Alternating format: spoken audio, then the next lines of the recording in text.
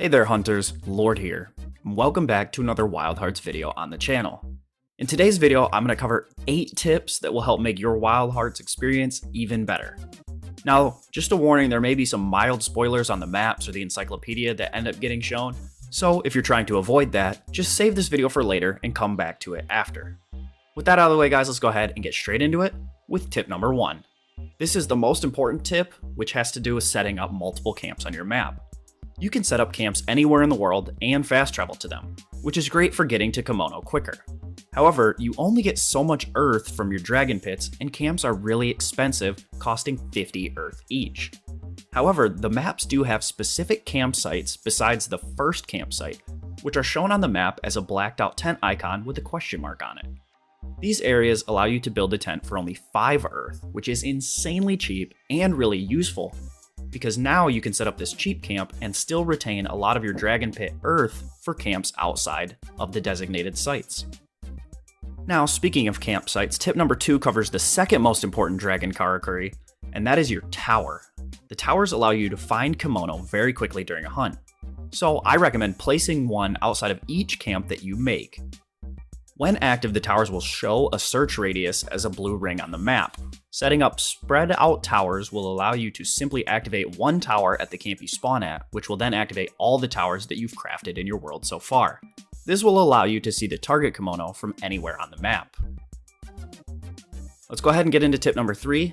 This is going to be really important as you progress through making campsites, and that is your dragon vines. Setting these up to get to hard to reach areas or straight to common monster spawns from your camp will allow you to traverse the map extremely quickly. As you can see, I have 3 set up from this one campsite towards spots where Kimono commonly spawn and or run to. This allows me to spend less time chasing the monster and more time crushing its skull. Guys, if you are finding these tips helpful, be sure to hit that like button down below to help spread this to other hunters. The next tip is for your hub in Minato. Instead of having to travel from the point you start at when you spawn in, all the way to the forge to craft your weapons, you can actually just build a forge with your karakuri right at the starting point. You can also build things like dragon vines to help you move around more quickly without having to worry about fast travel loading times or anything like that. I've also built pet cages to gather materials and cooking stuff to make better food for my quests, so be sure to make what you need right at the starting point, as it will save you a lot of time and effort. Tip number 5 covers the shop, as her items rotate and you can actually get different types of food as well as materials like ore and lumber.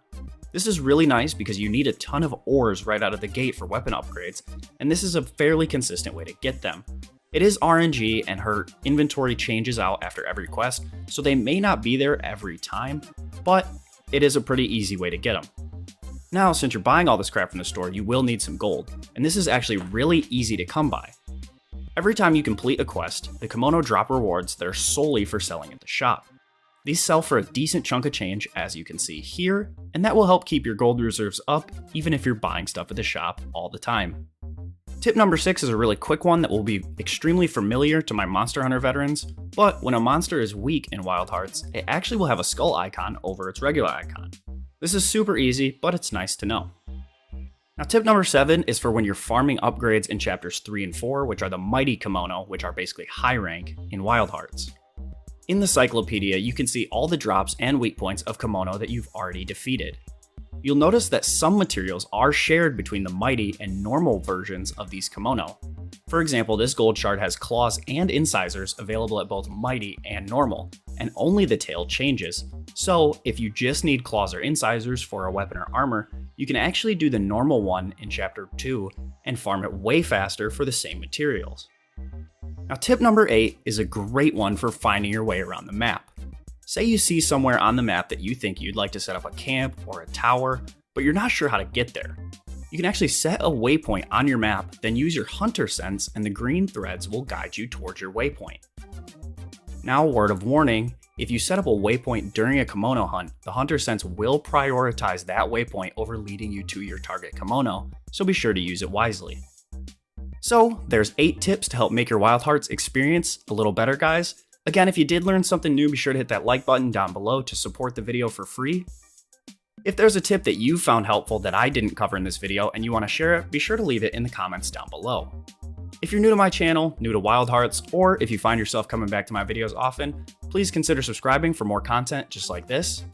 With all that being said, guys, I wish you all a good day. Thank you so much for watching, and happy hunting.